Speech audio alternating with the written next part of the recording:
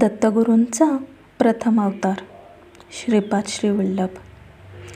पिठापूर आंध्र प्रदेश येथे श्रीपाद श्रीवल्लभांनी जन्म घेतला. त्यांचा दुसरा अवतार नृसिंह सरस्वती कारंजा विदर्भ महाराष्ट्र येथे त्यांनी दुसरा जन्म घेतला.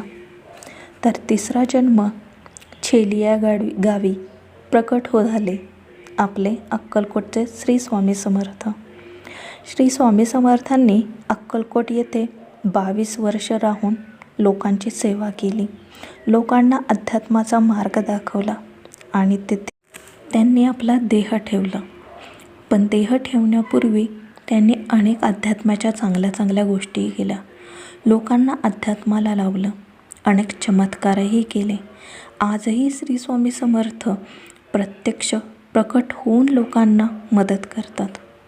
आश्चर्य वाटतं, पण खरोखर स्वामी कोणत्या ना कोणत्या रूपात येऊन आपल्या भक्ताच्या अडचणी सोडवतात आणि आपल्या भक्तांना संकटमुक्त करतात. असे हे श्री स्वामी समर्थ, ज्यांची महती आणि माहिती आपण इथून पुढे पाहणार आहोत. श्री स्वामी समर्थ.